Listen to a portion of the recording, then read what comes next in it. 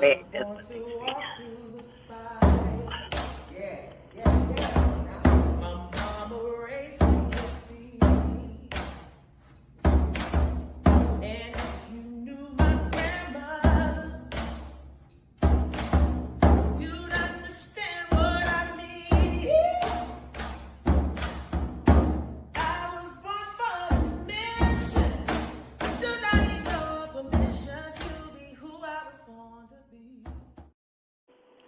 Peace and power, family. Welcome to another episode of I Thought We Wanted Change, where we have real conversations with real people who speak the unapologetic truth.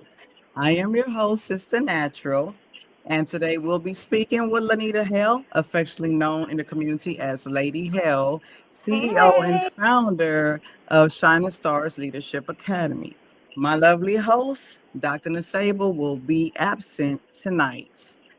Before we dive into this conversation, I want to take a moment to send prayers, love, and light to our dear brother Critical from the Yes. Critical Show as he grieves his mother's recent transition. Mhm. Also, we extend our deepest condolences to Sister Angela Johnson, who is Yeah. walking through the same heartbreaking journey with the passing of her mother. Mhm. So, on the behalf of I Thought We Wanted Change, the podcast, and our entire community, please know that we are here for you.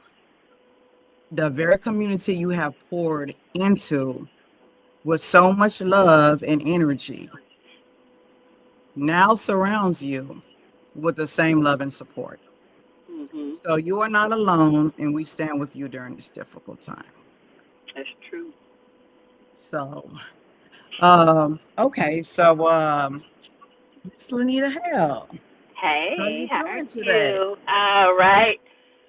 Just haven't Yeah. been too long. Got home. I had another donation. As you can see, I'm still in the car. All that back there is the donations for the community. So I'm like, I'm not unloading nothing tonight. It's gonna get done when it gets done. It is not gonna be today. No, I feel that. I understand it. Not So, today. so can you tell us a little bit about yourself and what inspired you to start the Shining Stars Leadership Academy? Okay. Why I go by Lady Hale? Because I used to be a school teacher, and my students would always be trying to find me on Facebook, Instagram, anything they could. So that's why I went under my husband's name, and then I went under Lady Hale. It's not an alias. It's not a fake page. It's not none of that. All of that is me, and it's under my name, you know. And me and my husband, we are married, so I use his page also besides Shining Star Leadership Academy. Now, I grew up in Acres Home and Fifth Ward. My mom was from Fifth Ward. My dad was from Acres Home. So during the week, I was with my mom, and on the weekend, I was with my dad. So that's how I got from Nickel City to the Folk Folk. So they still, my family is still in both of them. So I still claim both of them. But I graduated from Phyllis Wheatley Senior High School, and my I have my bachelor's in business and administration from Texas Southern University. I also have my master's in education and curriculum design from Regent University, and I've also am in a doctoral program for urban education. But I finished all my classwork, so I had to take a leave of absence because I wasn't able to get my thesis done. So I just, they gave me a leave of absence because it was a family emergency. And also, I have completed certification from the Veterans of Administration where I can work with families of the veterans families who have committed suicide or homeless or having some mental illness. Now, I don't have a LPC. I'm not a mental health specialist. It's because I work with so many veterans, and that's what I do on a regular basis. Now, I do have one of my board members, which is Jeremiah Rankin, which is a licensed professional counselor, and he's a mental health advocate also. So anytime I may need extra help or the professional part, I pull him in there. He and I work closely together with that. So I do have an honorary degree from Leadership Christian Esteem. I do have that on behalf of what I have done in the community. But the reason most of the time you don't see me use that because as I was going through the veteran administration, I do work with the government. Per professional, they do not honor that because they do not honor honorary degrees. So, but I am able to use the work that I have put together from my doctoral program in education. So I am using that. And as soon as I guess things slow down or if God decides that he wants me to go back and finish my thesis and open that door, I will. If not, I'm okay. Because right now I have over 450 community service awards. I have 6 lifetime Impressive. achievement awards. Okay. In 2022, I was given the outstanding um, Texan of the Year award by State Rep Jarvis Johnson, and I also was presented the Texas flag from State Rep Ron Reynolds. So at this point, I mean, there's only so many awards and so much a person, can get. So at this point, most of them are boxed up in the storage. I have no room for them. And I've been taking other avenues, as I'll get into that as the show is going on. Okay. What accomplishment. Wow. Busy Yeah, woman too. yeah, God is faithful because I started Shining Star Leadership Academy because I wanted our kids to be able to have them because I saw the indifference in like suspension. If our kids will do something, they would get a suspension. Now, if you see other races or other kids, sometimes they would just get to the principal office, get a treat, and come back to the classroom. And when you're out of the classroom and you're not there, if you did an out of school suspension, you don't get to make up that work. So if you're out a whole week, all of that is zeros. And I think that is really unfair to any child, at least in the work home so they can at least not be behind when they come back to class. So what Oh, I think we lost her.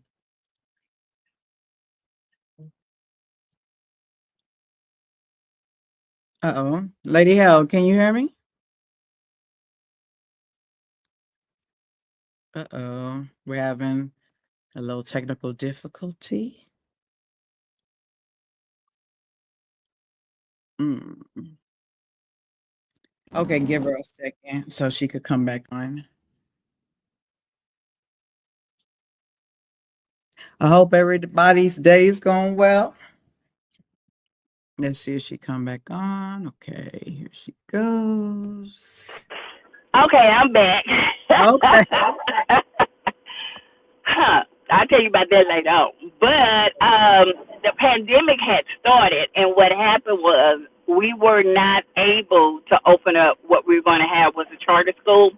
So in Mhm. my curriculum that I had written, a part of the youth were going to be able to service the community. So I don't know if a lot of people know at this point Mhm. going forward, if the children do not have enough community service hours, they cannot apply for grants, they can't apply for loans. It's so much, and it's so many cutbacks anyway. So just make sure your children have enough community service hours that at least they can try and be able to, apply for some of those grants and loans. And what I'm going to be doing in the future in 2026, we will be Mhm. having scholarship days, and Mhm. the parents can bring the kids in, and I'll have some more of my teacher friends. We will actually help these kids fill out scholarship applications. We're going to be doing all of that with them so we can make sure our children at least try to apply for some of the funding that is out there. So like I said, I started on my driveway 8 years ago. As a fact, in this September, I had 35 homebound senior citizens. That's all we had from the beginning. And I'm so grateful to John Marston with Houston Unsolved Homicide.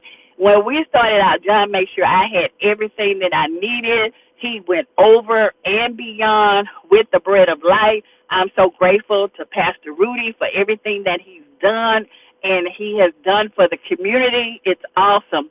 So because of that, and we had 30 volunteers that during the pandemic that our homebound senior citizens couldn't get out, along with State Rep Jarvis Johnson, he made sure we had hot meals for the community, along with our late, great Congressperson Sheila Jackson Lee and Mr. Keith Downing. I will provide meals for their seniors in Trinity Garden, way over there also. So as of now, we have 300 homebound senior citizens, 350 grandparents that are raising grandchildren. It's possibly about 1,000 grandkids. We service about 1,200 veterans that's suffering from PSD and suicide, and we also feed the homeless.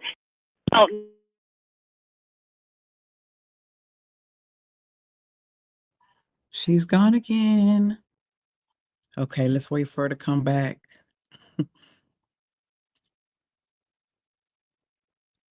That Wi-Fi got to get it together. There you go. Uh-oh. Okay, so we'll just wait for her to come back in.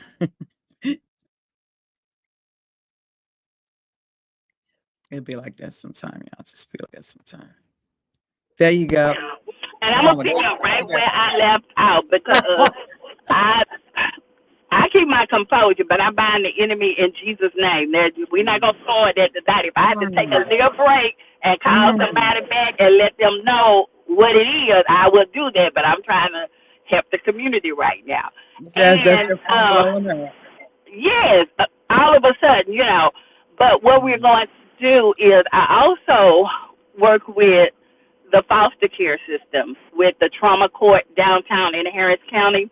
And what we do for those kids who have graduated, what we do is if they graduated and they've gone to college, what we do every month, we will send them a care package, which may be washing powder, deodorant, toothpaste, snacks, whatever they may need. Because most of the time they'll send me the list and let me know what they want, and we go ahead and we ship it out. And what we do for their whole 4 years, we go ahead and we stay with them until they graduate their college. So we directly work with them, and then I mentor about 35 at-risk young ladies that are teenagers.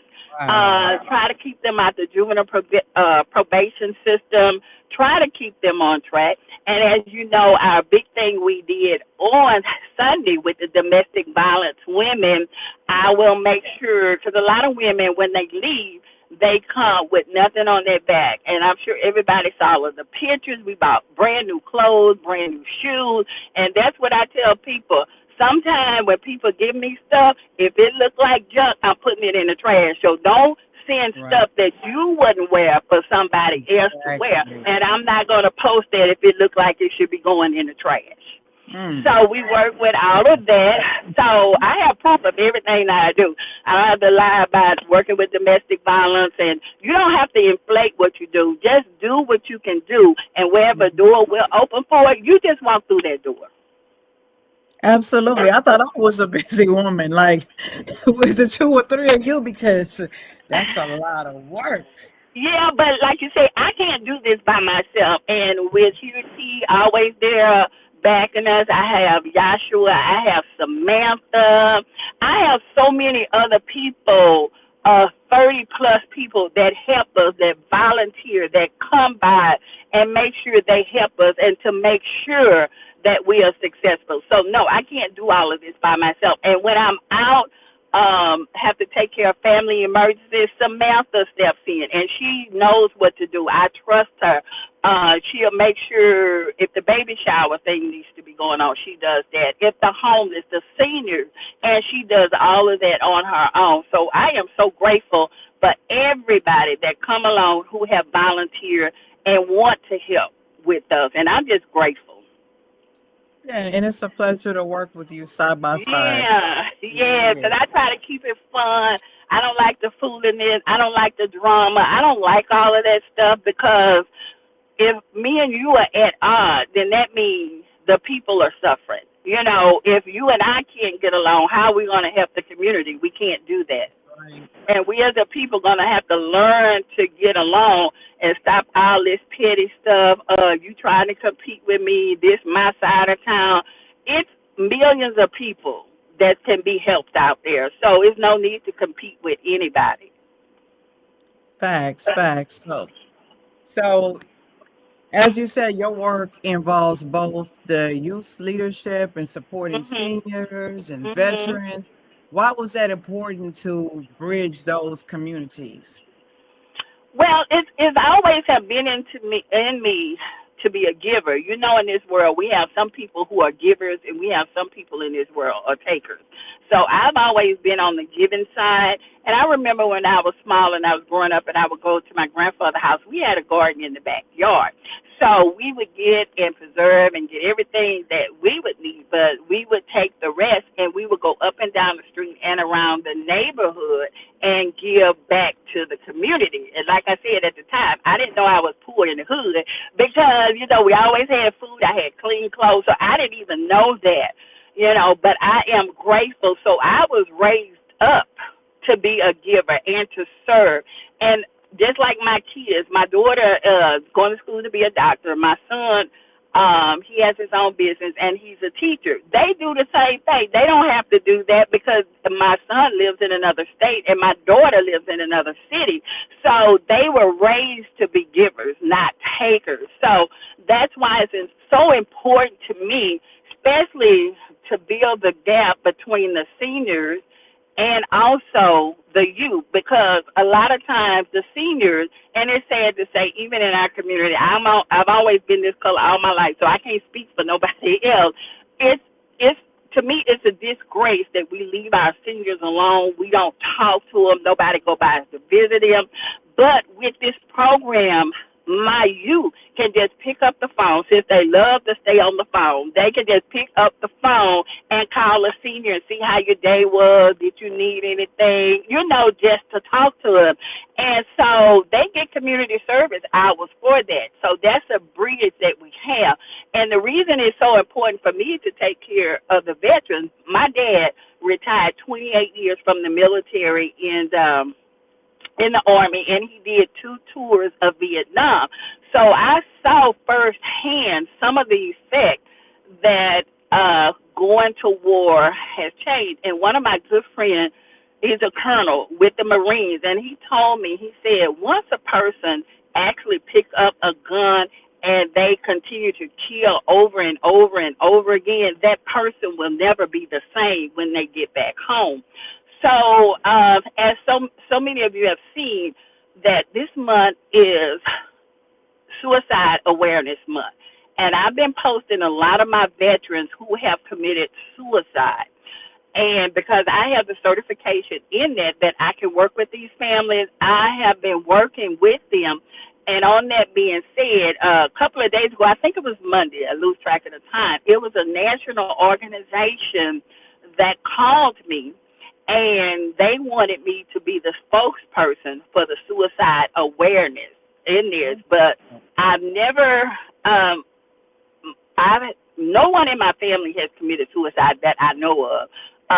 My children haven't committed suicide. My family haven't that I know of.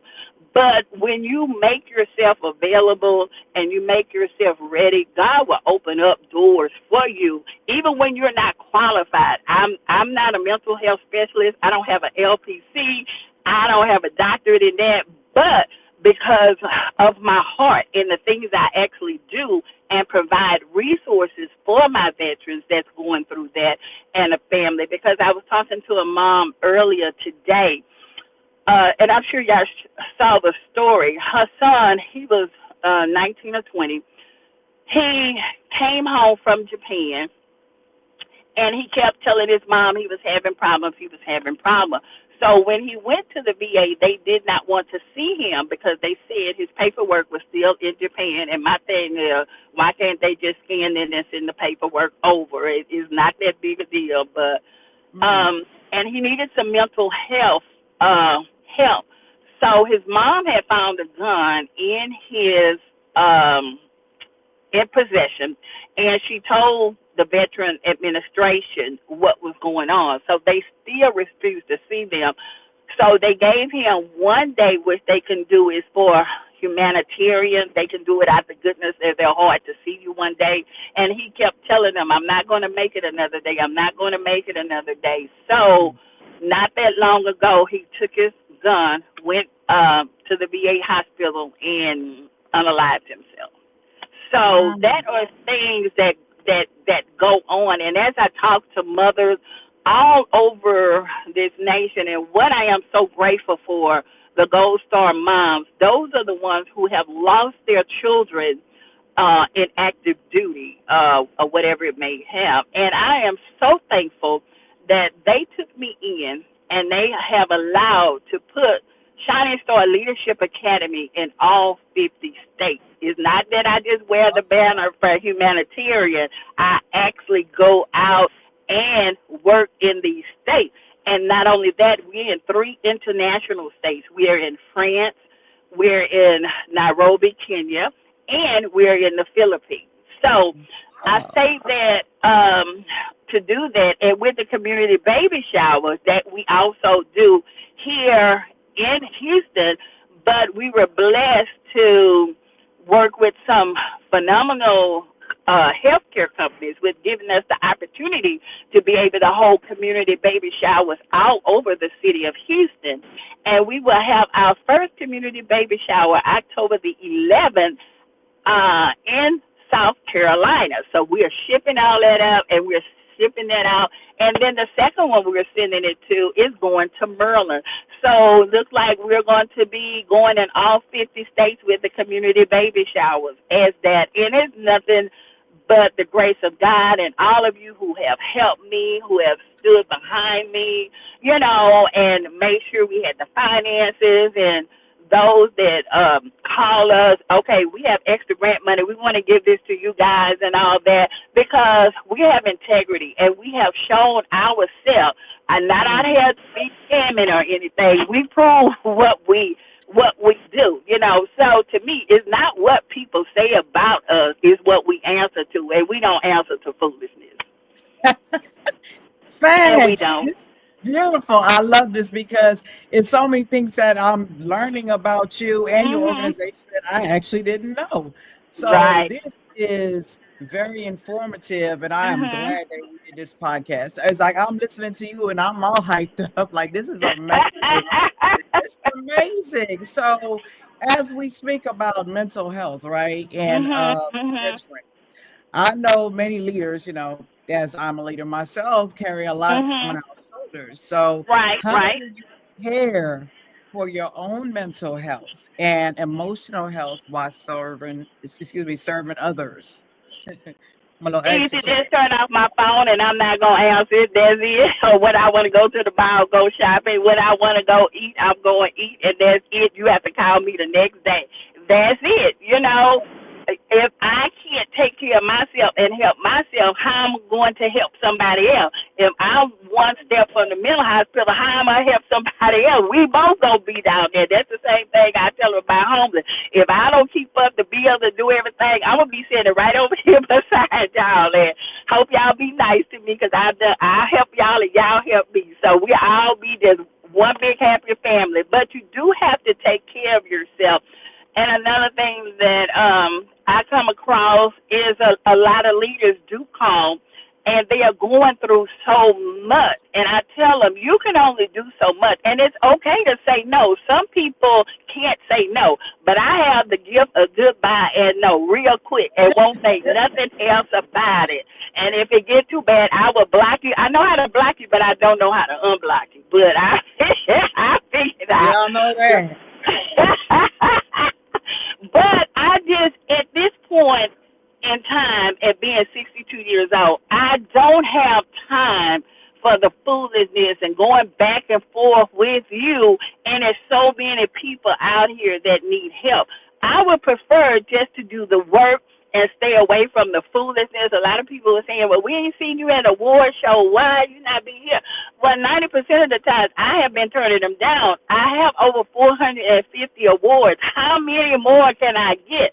And I don't want the same person to keep giving me over and over and over again. But all the rest of them, I've already got them. So what else? There's nothing more I really can do, And so just take this step and start helping my veterans, my foster kids, mentoring to my girls and things like that. So I just prefer, like Michelle Obama say, when they go low, I'm going high and gonna keep going higher. I love it. I Stay positive. I have nothing negative to say about anybody because first of all, my work shows for itself. So, and I am so what is so grateful to me. I'm so loved in this city. I hear a lot of people say, well, when I go to the city council meeting or when I call their office, they won't return my call. I have their personal cell phone numbers. I know where they stay. So they know if I ever pick up the phone to call them, it's something I need. And I don't call them about foolishness or nothing like that because they trusted me with their personal cell phone number. So I don't call them, hey, girl, what you doing? Hey, I don't do all that. I only call if I need something, if my seniors need something, if my girls need something. Other than that, I will not call. hmm, that's good because some people would take advantage of that, having somebody's No, I personal. don't take advantage of that because I'm glad they trusted me enough to give me their personal cell phone number that if we're ever in need or is it there in an emergency, that's the only time I call. I don't have to call the office. I just call them directly. Hmm. So, in your experience, what are some of the biggest challenges that you feel the youth face today, especially when it comes to mental health?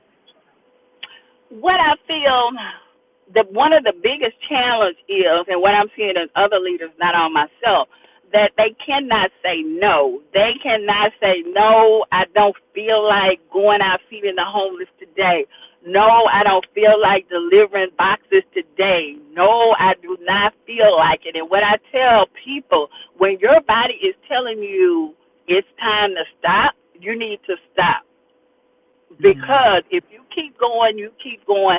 I had a friend that was doing the doctoral program. They just kept on and kept on. I said, well, you kind of need to stop and take a break. I can't take a break. I can't take a break. And what happened, he ended up having a nervous breakdown. Oh, no. So sometimes, especially when you're doing your doctoral program, it's a lot of strain. The papers that are due, the research, the quotations. It's a lot that go into it. Because I know when I was doing my master's, they wanted 5 to 10 pages every week. So when you start on your doctoral program, they're looking for 20 to 25 plus pages every week with your research. And I understand why they're doing that because that adds up to where I can pull some of that to put in my thesis. But you have a family, you might have kids, you might have parents that are elderly you're taking care of. It's so many other factors that people don't understand what we go through, and they can just think they could just pick up the phone and call anytime they want to, and like everything is an emergency. No, everything is not an emergency. If you call me now, I need this and that. Well, 99.9% of the time, I'm not going to answer the phone. So that's going to solve that. But you have to have limits and have people to let you know, okay, when I get home after 5, I have to cook for my family. I have a family. I need to sit down and decompose myself because it's so much going on there and we see so much. And don't sit down and look at the news. It'd be like, oh, wow, it is so much going on. So I tell people you have to take care of yourself first. And there's no harm in saying no. You have to say no. And there's no harm every 3 months to take you a vacation. I'm not saying you got to take a big cruise or whatever. You can go to Galveston somewhere just for the day, sit out on the beach, because I love to do that. I'll go pop up my tent and put my chair out there and sit right there, and we'll turn that phone off. So everything that you do, you can go to the park. It's some parks that have ducks. You can sit there and watch the wildlife, watch the kids play. Or if you want to do that, you could just sit there and just soak up some sun. Every time you do something, it don't have to be an enormous cost for you to do that. Absolutely. Mhm. So you did bring up how much work that that people do put into Mhm. whenever you're trying to accomplish, your degree. So what do Right. you feel about, like you said, you had a honorary doctorate. How do Mhm. you feel about the ones that don't put in the work and have a title as doctor? Well, I will say this here, and I've seen some people, and this is why I'm not understanding. I understand the honorary may be for something you have done, but if you don't have a high school diploma, how do you go from getting not having a high school diploma to getting a doctorate degree that you paid for? You know what I'm saying? So what I can say in my instance, I've been to accredited schools. I've Texas Southern, and all the schools that I have been to is accredited. And what I tell people, what I have learned by working with the Veterans Administration, working with the government, or working with the state of Texas, they will tell you right after the fact they do not honor um, honorary degrees because professionally you cannot use those. A lot of people will try to, but when I went to do the certification with the Veterans Administration, I let them know that I had an honorary degree, and they said that they couldn't use that. And I didn't argue with the people. If they can't use it, they can't use it. But they did take my other hours that I had did for urban education. And I just feel that if you put all of this work in, and I know all of the work to come in, because there was some days I could just lay on the floor and just cry. I'm like, Lord, I can't do this. I can't do this. I can't do this. And, and like I was telling my husband, and I think I might have told you that one of my professors that was at Texas Southern, he has a PhD in mathematics, but he never would let us call him doctor. He said, I work too hard for this. I don't need to be called doctor or to prove anything. So he had us calling him by his first name, and I understood what he was talking about. Because once all the hard work and the crying going through, spending all day, you can spend all day at the library and may not get but one or two sources. And then you have to do 20. So that means I got 18 more to go, and it's just Monday.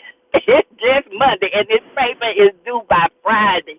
And every time I'm like, nope, I can't do this. I can't do this. So in my opinion, honorary degrees are if you have actually put in the work. If you actually put in the work that you're doing the community service work and you actually doing it, just not to go to pay for something just to put a title before your name. Because I wanted to know, somebody came to me and said they had got a doctoral honorary, and I asked them, how can you have an honorary doctoral? You don't even have a high school diploma, so make me understand that. I didn't understand that. And they said, oh, I paid for it. I said, question closed. That's why you paid for it. Wow. So I guess I don't know how it really works. I can only go from my experience, what I have, but I don't really know if you have to have a high school diploma or a master's or what. What is the criteria? You just pay the money, so what is the criteria? So I asked them that, and they told me, well, we just paid the money. So I said, okay.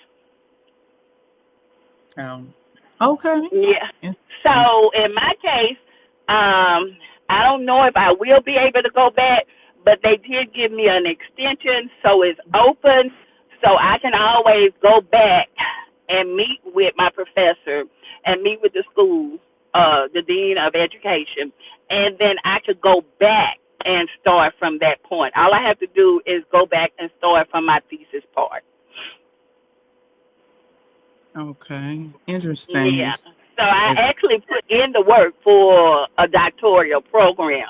It's just that I had to stop because of family emergencies. So I actually went to a accredited school mhm. for urban education, and in the school district, they do not honor honorary doctorate in the school districts. So you have to have from an accredited college that is accredited with the school system and all that. They won't even take the honorary. Okay. Thank you for answering that Mhm. question, Ms. Right. Combs. I can only go by what I have experienced, working with the federal government, working with the veterans, and, working with all of that. And, they're giving me certifications and sending me different places. They just won't honor it. Professionally, they won't honor it. So, moving on, like, Mhm. what are some of the pressing issues that you see in Houston right now that inspire you to take action? A lot of things that I see right now, first of all, if something do not involve you, don't get involved, if that makes sense. Some things I'm like, they call me, did you see this? Did you see that? That don't have nothing to do with me. I'm not getting involved with that. Well, we want a statement from you. That has nothing to do with me. I am not making a statement. It has nothing to do with me. So what I am seeing right now, and I discussed this with a parent yesterday, that I'm seeing that we're losing a generation with our kids because when we were growing up, we had the village, we had the big mamas, but right now, big mama is my age. And she's still out in the club doing what she want to do. She don't have time for these kids. She don't. The kids raising themselves, and then Right. a lot of the young people they want to correct the village but correcting the kids. So I'm like, okay, that's why your kids running all over the place. That's why your kids in the 6th grade and cannot read on the kindergarten level. You know what I'm saying? Because I've had situations happen to me where parents were saying I was wrong because their kids couldn't read. How are you going to have a child in your home and not know they can't read? Hmm. And I would have parents tell me when I was sending extra homework home or whatever, stop sending all that junk home. That's junking up my house. Stop sending all them papers home at my house. So that's some of the things I really am concerned about is the education of our kids because as you know, there's a pipeline to prison and they get more money for them being in prison than they do with them actually getting an education. They build more prisons than they actually do schools. So that should tell you something. And so I try to tell the kids, if there is a problem, try to identify it. And then the parents have to take some responsibility in this. They can't just blame us as teachers and education because I always said when my kids were in school, I was my children's first educators, not the teachers. I would send them to school to reiterate what I had taught them at home. No, you're not my children's first teachers. I am. So that's what I did, and that's why my daughter, she graduated top of her class with over 80 plus $1,000 to be able to go to school and everything. And my son got a football and a track scholarship. So with both of my kids, we didn't have to pay for their education. And with my daughter, she still had money from her undergraduate. So at U of H, she was able to use the money that was left over to pay for her master's. So now she's at UTMB, and what they do, and I was telling some parents at some of these schools, and I know that they're getting ready to cut that out because of the DEI, that some of them, if you wanted to get into STEM, you were a girl, and you were in the minority, and your family made less than $50,000, you could have went to Texas A&M and got in the STEM program, and everything was covered for you. So I know all of the cuts like they're doing at Harvard and Yale, they're trying to cut all that out. But those opportunities were there for our children, but how many of them actually took advantage of that? Mm. So we're going to have to get creative now for the education system. If not, we're going to see more going to prison than going to college. And another thing is our communities are not getting along. You know, it's like we are against each other. You know, it's enough people out there that want to see us not be successful. They want to see us divided, and we're doing a good job of showing that, and that's horrible. You know what I'm saying? And it should be that we should be able to get along. It doesn't matter what's going on, because the bigger picture is the community at hand needs things. So if I'm arguing with you, going against you, got something against you, then that means somebody in the community is suffering because I am not doing what I'm supposed to do. I'm so busy on Facebook with fake pages and doing all this, and I don't have time. I don't have any fake pages. All my pages are with my name on them, and I don't have time to be stalking nobody's page. I be too busy. You can see right now it's almost 9 o'clock. I'm still out here in the car. After I get my bath, we eat a little bit. It's too late now, because after you get after 60, some things you just can't do. So, you know, I don't have time. I don't even interact with that kind of stuff because, first of all, I'm too old for that. And this notion, you can't talk to this person. Don't you talk to that person. I'm 62 years old. You can't tell me who I can and who I cannot talk to. Right. Because if we're coming together as a community, we all need to be talking together to find out what's going on, because other people and other races are talking about us. Whether you know it or not, they are talking about us, and we're talking about each other. So I'd rather not even get involved with that. I'd rather not have anything to do with that. I'd just rather just keep serving the community and just keep serving. And then I say there's a lot of people that do watch my page. And I tell a lot of people, don't get into this foolishness, because you never know who's watching your page. And I had a mom to call me. They're going to Congress to speak about the veterans and the situation. And they invited me to go with them the beginning of the year to Congress to speak to all of the Congress people about what's going on with our veterans. And again, I'm not a veteran. My dad served in the military. But because I do take care of the veterans, they value my opinion and they value what I do. So that's another thing that's coming up. I will be going to speak to Congress about adding more money for our veterans, doing more things, especially talking about the mental illness and talk about the high suicide rate for our veterans. If anyone didn't know, every day we lose about 22 veterans per day to suicide, and that's statistics that have been proven that we lose them every day. So a lot of them are 19, 20, and they're very young, you know, and they leave behind children, they leave behind wives, they leave behind mothers, they leave behind fathers. So that's where my heart is. That's where everything is right now with me. I just don't have time for it. Too many doors are open up for me. Just like we went Sunday to the domestic violence event that we put on. I've never suffered from domestic violence. I've never had domestic violence like that in my family. But because I provide for the ladies, once they have found a safe haven, what I do is I provide for them monthly. They can send me a text of what they need or whatever they may need, and I will do that. Now, I don't show the women, but I will show you what I took for them. You know, I've only been involved in one domestic violence rescue. That's it. So I don't have to lie, say it was 20, 30, 40, 50. No, it's only been one, you know. And then when I work with the domestic violence women, it's roughly about 100 of them. And some of them will be graduating soon, and they asked me to be the keynote speaker at their graduation. So They asked for me. I didn't ask for that. They asked for me.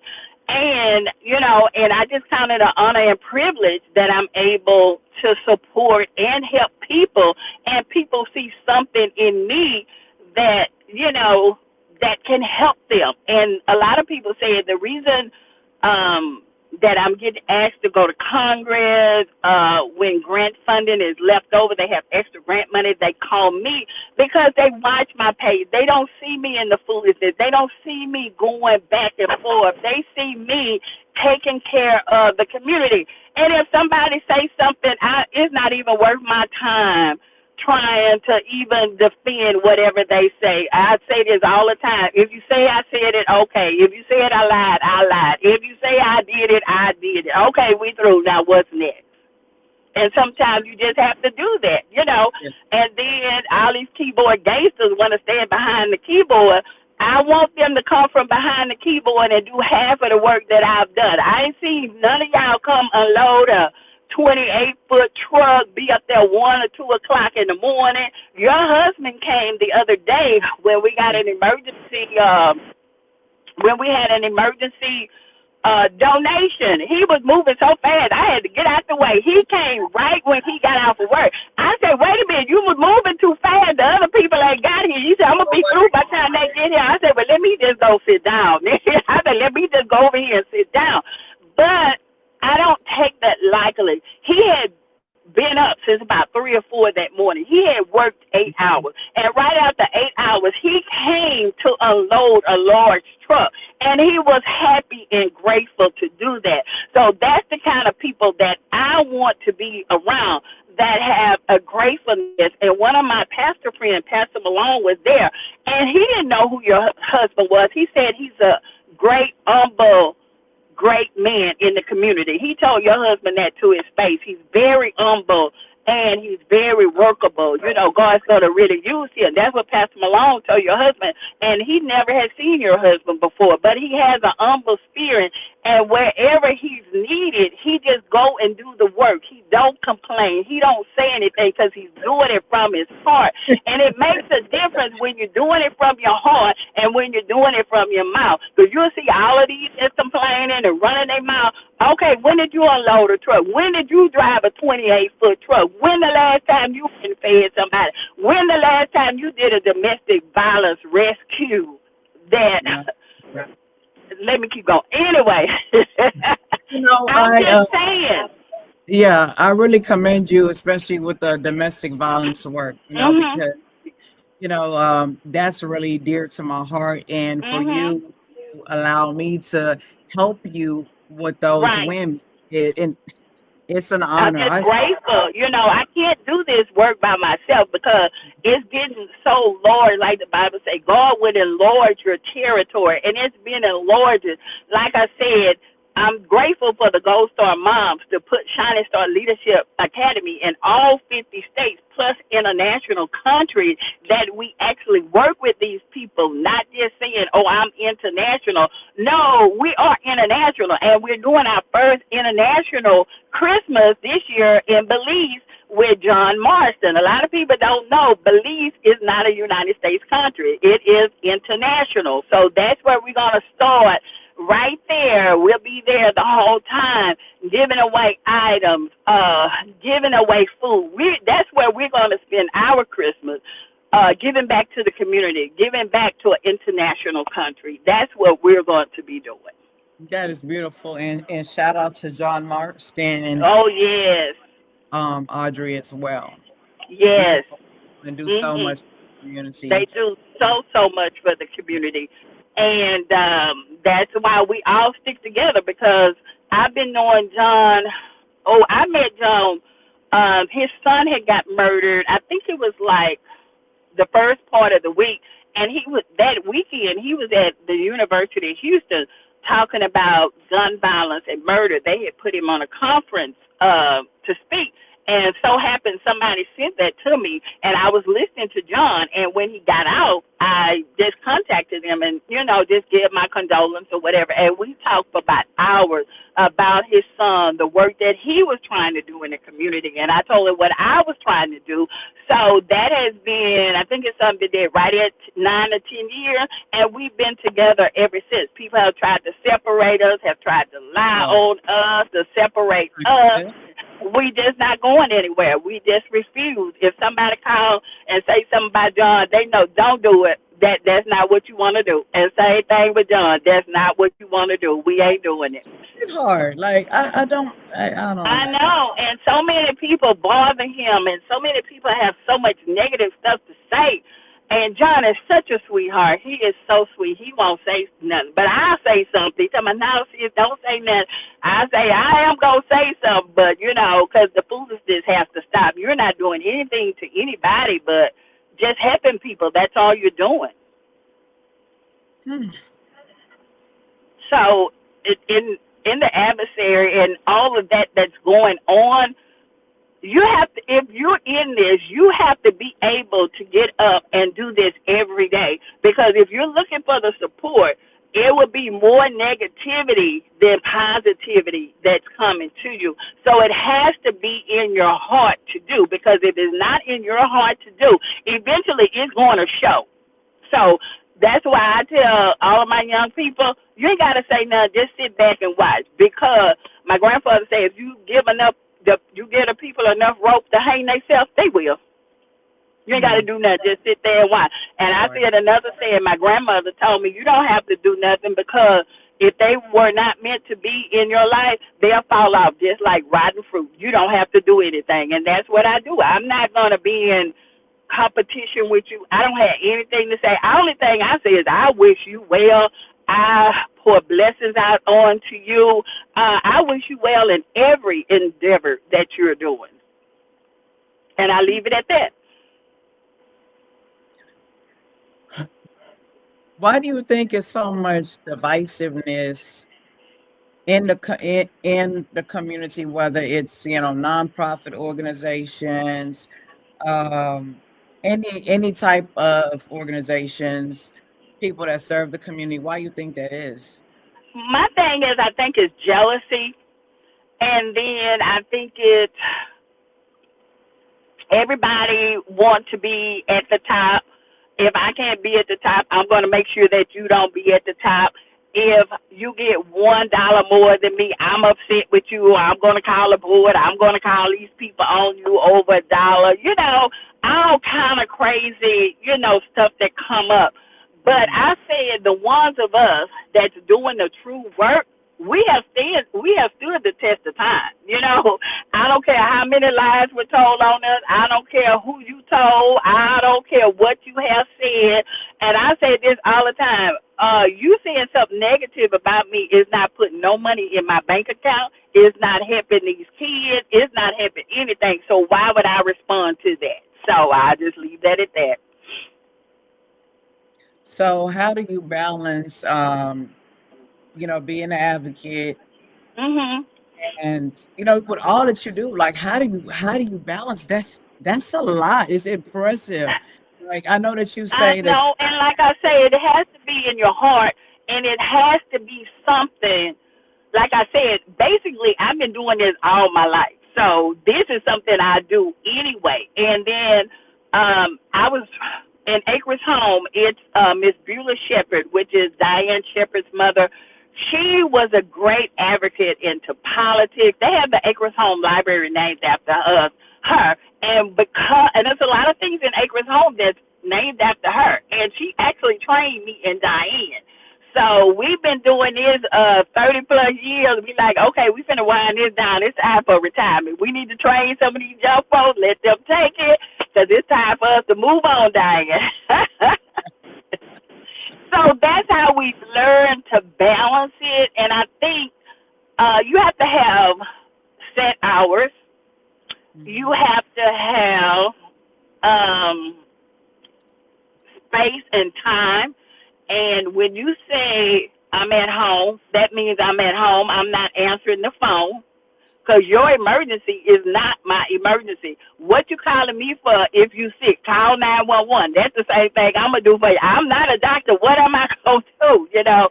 And one lady, she called, and it was so funny. We were on the three-way with another one of our seniors. Somebody had died, and the senior was upset that she had called us like 10 o'clock, 11 o'clock at night. So the senior was telling her she already dead. Why you couldn't just call us tomorrow? I'm like, God, I'm telling you, these seniors, they will say whatever come on their mind. I Yeah. almost cried. I'm like, yes, ma'am.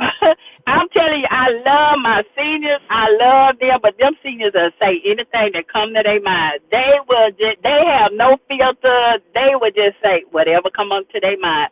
She told that lady she already did. Why you calling us this time of night? You could have held this till tomorrow. It Oh, you ain't know funny. what? But that's what that senior said. I'm like, okay, well, at least can we send condolence? Can we pray? She told me to hurry up. I said, yes, ma'am. She told me to hurry up. I like, can we at least pray for her? At least give her words of encouragement? She told me to hurry up. Wow. So I love my seniors. I wouldn't trade my seniors for nothing. My seniors don't play. I got the real seniors. They gonna tell. I don't care. They gonna tell you. I love my seniors. So you gotta learn to balance, and just give yourself space. And it's okay to say no sometimes. It's okay to say no, I'm not available. It's okay to say I can't come to your event. And I know they would get mad because I remember when my husband was sick in the hospital and I missed a whole lot of events. And a lot of people were upset with me because I did not come to the event. I'm like, well, oh well, you'll be all Yes. right. That's crazy. And so we have to deal with some of them, and they think, well, we want you at our event. We want you at the event. If the event is about the community, and I know a lot of times they put certain names on the flyer that can draw crowds and to get in there. And I had to stop there because every time you look up, people were popping my name on stuff, and I had to, shut that down, because a lot of stuff I didn't even know about. And people, well, you coming, I'm coming too. I didn't even know I was coming, first of all. So I had to let them know. I didn't even know I was supposed to be somewhere. So that's some of the things that I have learned just to take breaks, just to enjoy life because we don't know when tomorrow will be our last day here. It could be this evening. We don't know. And I want to say, yes, I did a lot for the community, but I want to say I've lived, I've traveled, I did some things. I did help other people. But you just don't want to have your life being in vain, that you're so mean, you're so hateful, you're so critical of somebody else. That's not what I'm about over here. And that's why I think when we do an event, we have so many people that come out. We have so many of the elected officials that come out. And even if they don't come out, they will donate to our organization. So that is some of the things, because you never know who's watching you. And I keep saying that over and over. So don't get into these little petty arguments. Don't get involved with another organization. If they got something to say, let them say it. You don't even respond. Because, like I said, it's not what they call you, it's what you answer to, and I ain't answering to nothing. I'm not Fact. answering. That's I'm not right. answering. I'm too busy to answer. That's right. I'm too So, busy. many people feel hopeless about change. So, what Yeah. advice would you give to someone who wants to make a difference but doesn't know where to start? Well, you have to first find out what is your passion. If you're passionate about youth, if you're passionate about the elders, if you're passionate about um, foster care kids, but Mm. don't get it for the money. A lot of people want to do this work, but they want to do it for the money, and a lot of times they get upset. They like, well, they want to be where I am right now. But look how long it took me to get here. We had to work. We had to work in the rain. We had to work in the heat. We had to work when it was cold. We had to work in the pandemic out there when everybody else was at home. We out there with 2 or 3 masks on. We were covered up. But we didn't see nobody else out there. But we all were out there, making sure that the elders had food, making sure that people who actually needed had it. But you saw who the real people were when that pandemic hit. We actually saw the workers who were out there that was there just to help the community. And it made a difference between who was actually there for the community and who actually came for the money. And when the money cut off, we saw a lot of organizations that were not there, but who were going to help feed the people, who were going to get the meals out to them. And a lot of things when State Rep Jarvis Johnson was there, he made sure not only his district, but he made sure the seniors in the city of Houston had meals. They had the water. They were still able to get their medication, and even when a lot of them, when the freeze came, a lot of them pipes were burst. We couldn't get back and forth. But I had a lot of truck drivers that came and volunteered and were able to go and deliver the meals that were cooked for the people. So it makes a difference. If you want to start, I say start with your passion, not with how much money you want to make. Because if you do the work, the money will come. And my good friend Keith Downing told me this long time ago. He said, if you want money, if you go to the rich people and you ask for money, they're going to give you advice. But if you ask for advice and they see the work you're going to do, they're going to give you a check. And what I do, I never ask for money. I always go ask for advice. And then after they talk to me and see whatever, they've already checked me out. Oh, we want to donate. What you have need of? Well, I have need of A, B, C, and D. Okay, well, call the office tomorrow. You can come and pick up a check. So that's my advice. Don't get in for the money. Always get in it because your heart is in it and you want to help people. But I know you do have to make a living. But at first, the money is not going to be there. So if you have to work, I know a lot of people were upset with Tabitha Brown the other day where she said if you still have to keep a job while you're trying to be an entrepreneur, you do it, until the money gets there, and then you can leave your job. But mine was different. I was able to retire. My husband was able to retire. So that was a little different from us. Because when that pandemic hit and we were trying to teach these kids at home, I said, oh, no, this is not going to work.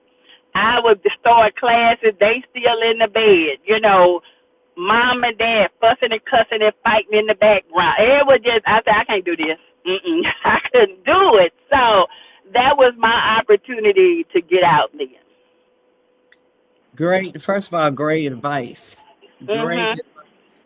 And the COVID pandemic Yes. was very hard on a lot of people.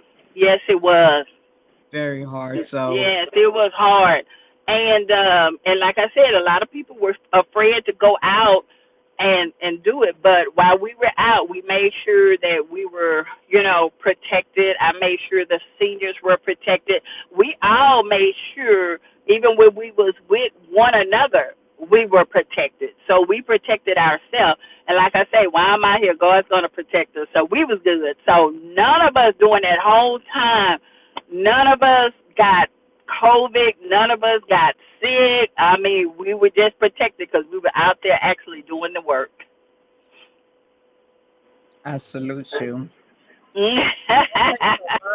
That takes a lot of, first of all, courage. Yeah, it does. Do and faith. You got to step on You faith. got to have them both together, right? And then sometime when we were out there, sometimes the meals would be late. State Rep Jarvis Johnson would have the caterer. Congresswoman Sheila Jackson Lee had us a caterer. She would call us with the meals, and we would go and get the meals, and we would deliver them, to those that were in need. And a lot of them were single moms who had kids, and at that time, a lot of the jobs had shut down. So they had no income coming in. They still needed diapers. They still needed wipes. And that's when they came in for the community baby shower, because at that end, I made it known that we needed diapers, we needed wipes, we needed all of this. And some of the major corporations came with truckloads of diapers, truckloads of wipes. They all came forward, and that's how that came into play. And I was not thinking about doing community baby showers, but I that's how love that came them, though. about. Love those community baby showers. Yes, All I the love them too, but they gonna have to chill with the attitudes and stuff when they get there. I know people, everybody go through something, and them part. I understand, but when you come, you got to chill with the attitude, because I don't do attitude. We all have been through something. We all are tired. We all are frustrated, because on the average at our community baby showers, it's 100+ women that come.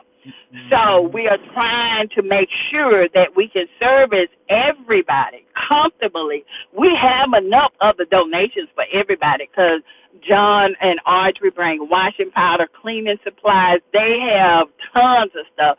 Then I bring the clothing, the diapers, the wipes. I bring a lot of other stuff for them besides the clothes. I bring toys. We have so much when we're doing community giveaways that they can't hardly take all the stuff out to the car, because we give them so much, and we give that from our heart.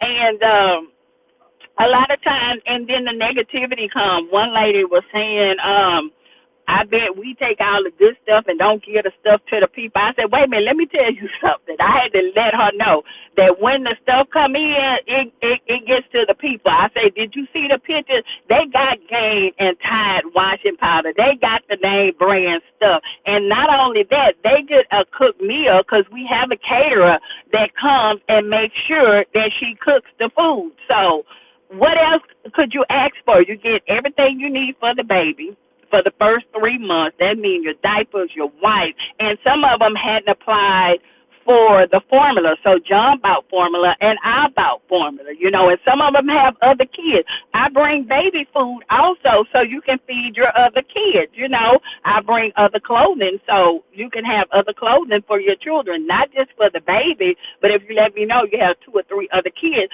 I will pack something for the other kids also if you're in need. Mhm. So we just want to do it um, professionally and in order.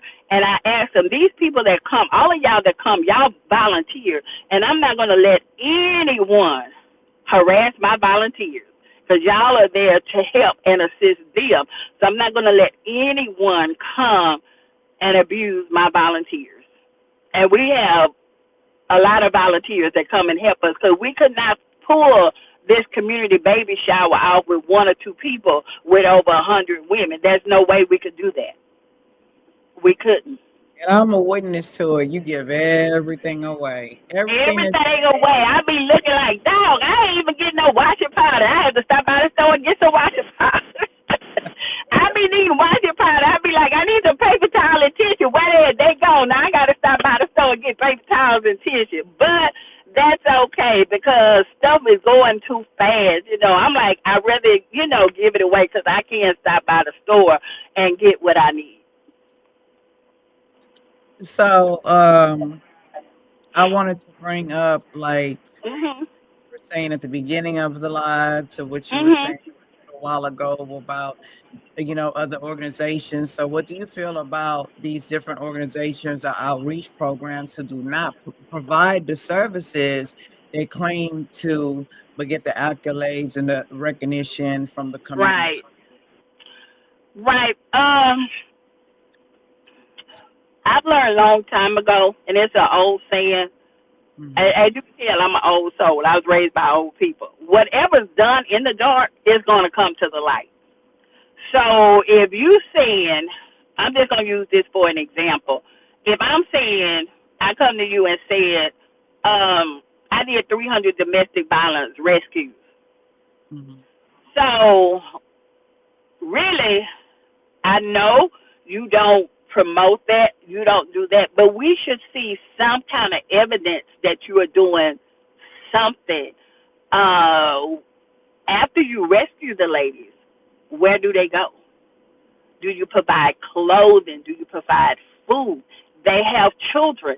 Do you provide diapers? Do you provide wipes? What do you do? So, do I just pick the women up and drop them out and not worry about them anymore? Or just like my foster care kids, when they go to college, and they get there, they call me because we provided things for them to set up their room, shower curtains, everything they may need. They have food enough for that month, and then the next month, because we've already sent out our boxes this month. I got a couple of more I have to send out. Um, I may not show the kids. Now, one of them, that last young man, I did show him because we were so proud of him, and he had turned 17, and his foster mom had given me permission to go ahead and post him. That young man had been raised, him and his brother had been raised in the crack house from the time they were born till he was like 12, and I think his brother was like 10. And he had always prayed for somebody to come and get them out. Literally, he had no schooling. He didn't know any ABC. He didn't know anything about schooling. He didn't know hygiene practices. They didn't know anything. So once he was adopted and the parents' rights were terminated, um, he did a phenomenal job. You know, he got into college. Well, you know, CPS kids, they go to college at no charge anyway. And he's going to play rugby. He graduated in the top 5% of his class. And not only that, he graduated a year early because he put in the work, you know. And we were so proud of him. And we all went to the circus. And that was another thing. We got the tickets from John Morrison and the Bread of Life. We were able to take 140 people to the circus that week. And a lot of them were foster care kids that had never been to a circus in their life. So that was so heartwarming for me to take the kids, the foster care kids that had never been to a circus in their life. And to this day, I don't want to see another circus because I think I went every day down the circus. I'm like, okay, no more circus this year, y'all, because I'm tired of the circus. I'll see y'all next year. And we were so grateful. And we thank Huey P. And we thank y'all for providing security for us. We thank Joshua. We thank all of y'all. Y'all didn't have to do that. You know, you have your own kids. You have your own families. Y'all came out just to make sure myself, my family, and the foster care kids, everybody was taken care of. And I really appreciate that. You're welcome. You you deserve it. I mean, you deserve it. So, you know, anytime we can help, we come out and we help, you know. Oh, yeah, y'all do, because I put y'all to work Sunday with that domestic violence thing. I like, y'all, get to that table over there. I need some help over there. I said, Joshua in there, go in there and help them ladies in there with them shoes. Oh, baby, you got to work.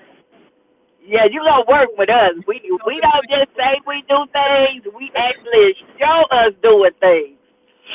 Hmm. So, we're gonna get close to closing this out. So I Okay. did ask you, right? Mhm. I have just a couple more questions. So, what Okay. legacy do you hope to leave behind through your work? What I have learned, a great leader always train up the next generation to do the work for them. And I think it's so sad. And I remember it was when our pastor died at our church. He didn't have a successor, so basically, almost the church fell apart. You know, so any great leader will always have a successor to come behind them. That's why I am not afraid to show you the ins and out of nonprofit. That means the front house, the back house. That means shipping and receiving, how to do invoices. I want, especially my young girls, I definitely want them to learn that, because if they no longer have that, they can learn other things. So I'm teaching them how to actually give back, because they are always on the receiving end and they've never been on the giving end. And as myself, what was a full circle for me. When I was going to Phyllis Weekly High School, I was a part of the Title I program where they would give, they didn't call it backpack buddies, where they would send us food home and they would actually send us to the dentist and the doctor. But the Title I program, and I can say this, that my grandfather would take me, the Black Panthers had a community center in the area. So that's when I first remember going, getting service was from them before I actually went to the school. So I'm really telling my age now when they were doing all of those programs in the community. And so when we were doing our community, myself and Jeremiah Rankin, he drove the truck because at that time I couldn't drive those great big trucks. We took a truckload, I think it was like a 20-footer truck of hygiene products. We took food. We took washing powder. That truck was loaded from the front to the back, and I was able to bring that truckload and leave to the counselor so she can give it out to those kids that were most in need of. And so that's what really gave a full circle, because I started out as the receiving end, and now I'm on the giving end. So that came full circle with me, and that's why I always train the next generation. Beautiful. Beautiful. I've learned a lot today. Mhm. I didn't even, it just blew my mind. It's like some of Mhm. this information that you're giving me about, Shining Stars Leadership Academy, I didn't even Mhm. know. Like, Right. And a lot of times I don't say anything because my work stands for itself. I don't have to go around and say, we did this, we did that, we did this, we did that. I'm just not like that. I just do the work. I don't need pat on the back. I don't need the crowd, because what I've learned, the same crowd that lift you up will be the same crowd that take you down. So I'm like, I'm gonna do the work. I don't need your escalade. I don't need your pat on the back. If you're with me, you're with me. If you're not, you're not. The work still is gonna get done. fact. So for someone who's listening right now, how can Mhm. they go with Shining Stars Leadership Academy, or similar community work? Right. Say that again. You broke up. How can they get in touch with me, or how can they do the work in the How community? involved with your organization? For those who are Oh, listening, okay. they cannot How you get. can get involved? What we do, I have a vetting process, because I do deal with a lot of kids, and we had a situation not that far back. I think it was like 2 years ago.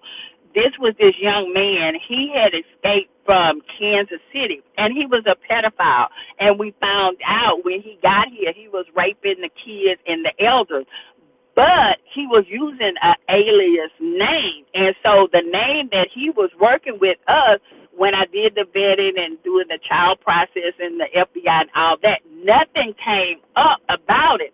And how we found out about it, Critical called me saying that the guy said, when the police was getting on him, that I knew he was doing this all along. So I got on the phone with him. I said, I didn't know anything. Wait a minute, I got something for you. So I know the marshals was looking for him. So I called the marshals, I called the FBI, I called everybody. So I started working with them.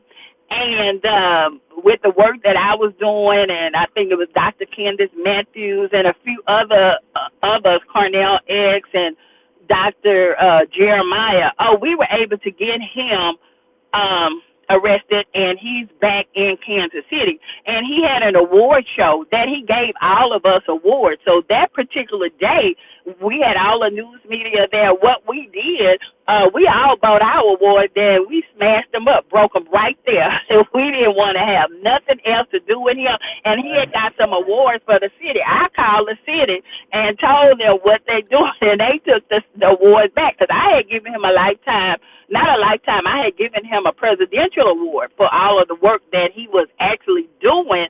And then I took it back, and I called the people, and I told them. And then there was some more people that wanted to get in there and run their mouth. They didn't have nothing to do, so I sent the FBI and the marshals to their house. So I guess they going to keep their mouth closed next time. So that's what happened when you get into something you don't have no business doing. Because I was working, myself and Dr. Candace, we were working with the FBI and the marshals. And we could send them to your house because some people was running their mouth. And I sent them directly to your house. And you know I sent them to it because I called and told y'all I was sending them there.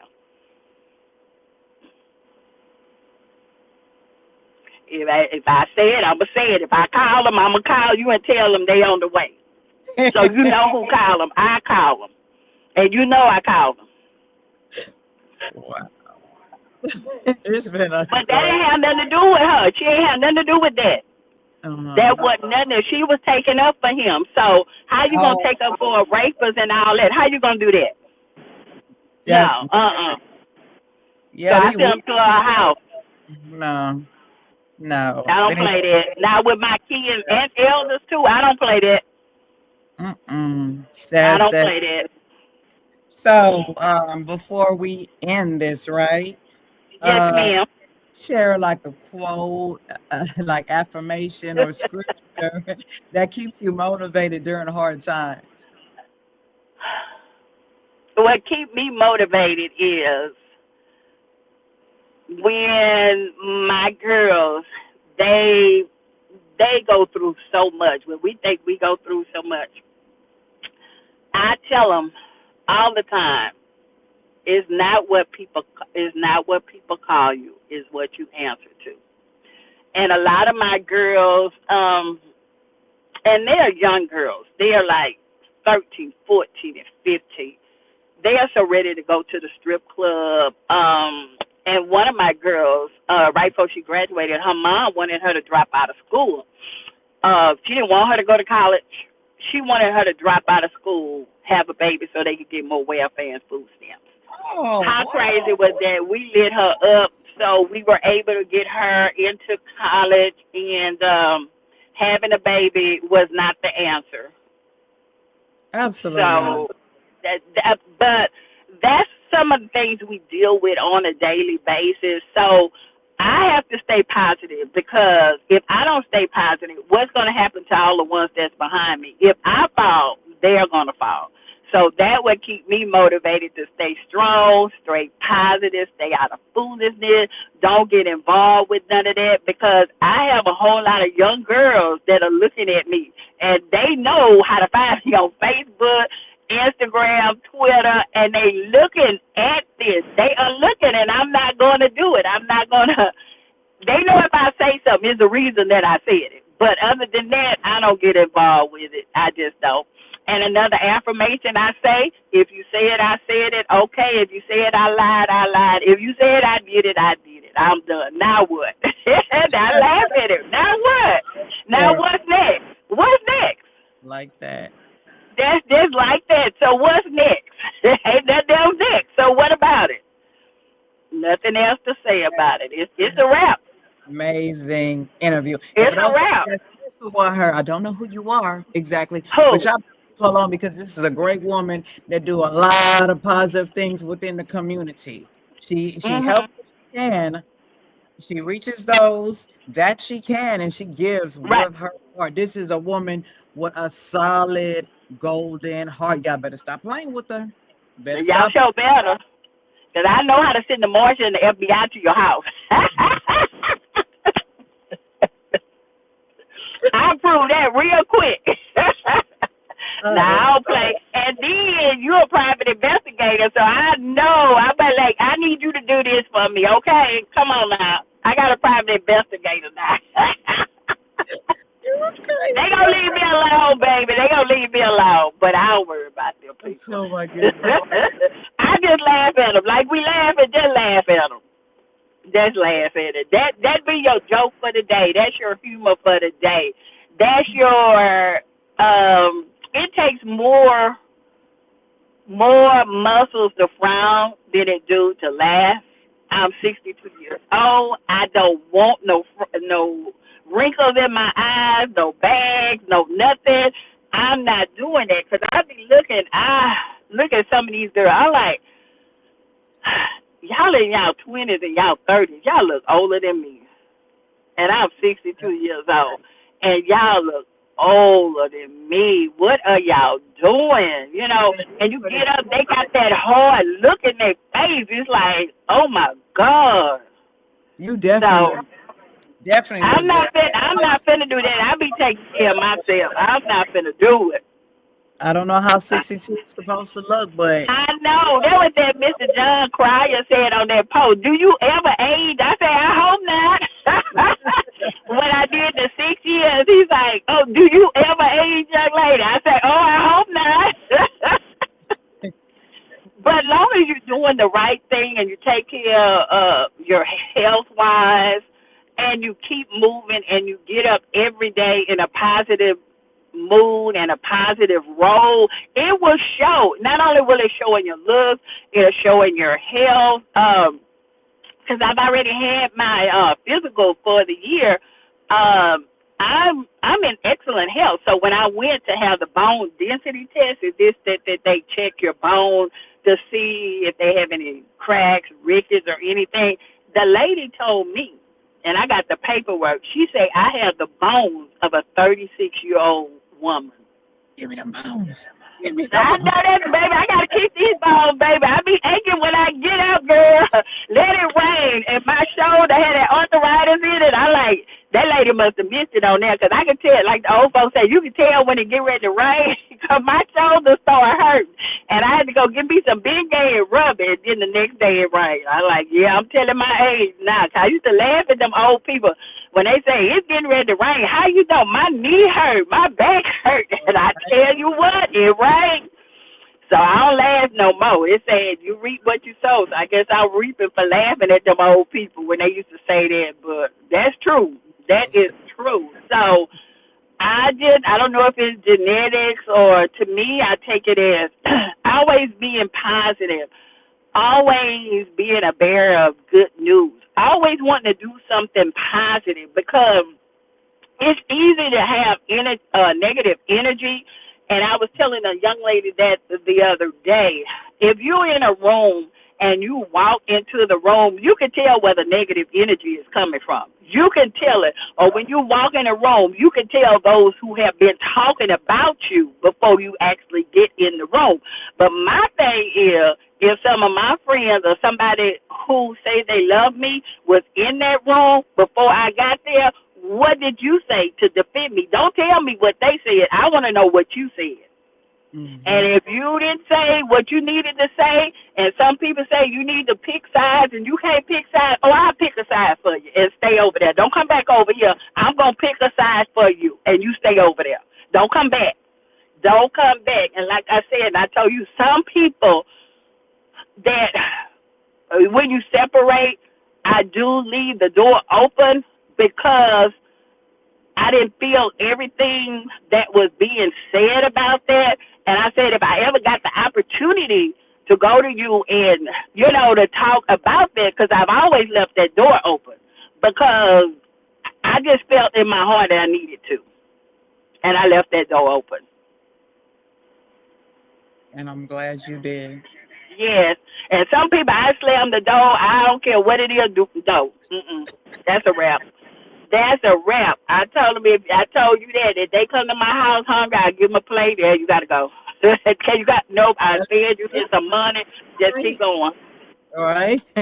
So I Yep. want to thank you so much for joining us Oh, today. well, thank you for having me. I hope I didn't offend anybody. And I'm sorry I'm in the car because as you can see, we're doing the community baby shower this Saturday. We're going to be in Baytown because we're going all over the city of Houston. So I just had stuff that we already loaded. I'm not unloading nothing. And I told them I don't think we're going to be able to bring as much as we do where we have in the city, but I'll bring quite a bit, but we won't be able to bring as much. But if the ladies do need something after then, they can always call me. And if they want to come pick up some more things, they are more than welcome to come and pick it up. So I would like to say this, right? For those who are Mhm. offended by real conversations, this is Mhm. not for them because, as the conversation goes, you know, Mhm. might bring up something that you feel is necessary to address. And Right. that's how it goes on this this podcast, so it is what it is. So if anybody get Right. offended, this is not the podcast for Well, I them. wasn't talking about anybody. I'm talking about my experience, what I have experienced, what I went through. So I don't have anybody else in mind. So if somebody get upset, it's on them because I said my experience. This is what I have experienced. I can't say what the next person experienced. I'm just saying what happened to me, and that's all I can do is go by what happened to me. It's not what happened to everybody else. Maybe it wasn't meant for me. Just like the honorary degree. The Veteran Administration won't use it. The school district won't use it. The government won't use it professionally. But I'm talking about me. I'm not talking about Yeah, anybody else. I understand that, and Yeah, if that's what you yeah, want, and I and want and they won't accept it from me. So I'm not saying that's for everybody else. That was for me. They're not accepting it from me hmm and what I'm doing. So I'm fine with that because in due time, if it's meant for me to get my doctorate in urban education, I will. If not, I'm still good. I'm good because I completed the classroom work. All I got to do is do the thesis, and that thesis gonna take about a year and a half. And nope, I can't do it right now. the questions that I ask are, from the conversation I'm receiving from you. So, like I Mhm. said, if somebody's offended, I can't do anything about that. So, No, and I was yeah, only speaking for me, yeah, not from I was, nobody else. I'm just telling you what was told to me and what they told me they wouldn't accept from me. So I can't say that from somebody else. I'm just saying for me professionally, because I work also not only do I do the nonprofit, but before then I was a school teacher, and then I do other work with the Veteran Administration and the government and other things too. And I am working with the school system also, helping the kids and doing stuff like that. So I just Lanita Hale with my Master's of Education. That's it. That's well, it. I thank you for taking time out of your busy Well, schedule. thank you, my love. I want you to know that you are a beautiful woman, Well, inside and thank you, out. my love. I Yeah, and love you. I'm so grateful for you and your team, your family. I know when all the kids get together, they be about to drive me crazy, but I love them. I let DC and I like y'all gonna have to chill. Remember we was going to Kerrville? I'm gonna put all of y'all out on the street. Y'all finna find y'all own way. Oh my And goodness. all of was stuff in that back seat back there. Get out for me. Move away from me. You on my side. I'm like, oh, Lord. This is too much, okay? Like this is too much. Go with your But they know so that's all right. And then nobody better not say nothing to them, but do nothing to them because I don't play that. They just better chill. Just leave them alone. that I mean it was a fun trip, but I know it was fun, bro, and we learned a lot. A lot of things that I'm saying it's 2025. I just didn't believe that things were still happening in the world like this. And I don't know if it's legal or they are putting it in place and all these things that I'm just not understanding that. yeah, it was horrible. It I was would horrible. They say, we want you to come back. No, y'all not. Y'all not going to set me up. I ain't coming back. I ain't coming. Y'all be waiting on me on the highway. No, y'all not. Not the trouble we had up there. The way we was telling folks what that they trying to tell us. No, you not. No, that ain't working. I right. like that. Had them working, waiting on the freeway for me. I like, nah, that's all right. I ain't going nowhere up that way. They'd have been waiting on me. I'm good. I am good. So I wanted to tell you that I love you, for who Mhm. you are and for all that you do for the community. Like you are an amazing woman.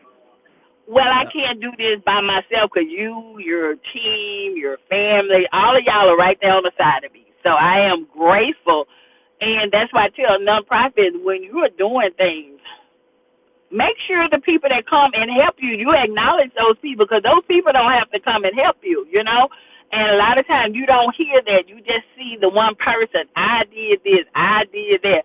Oh, well, you could sure do a whole lot by yourself, but you have to have help.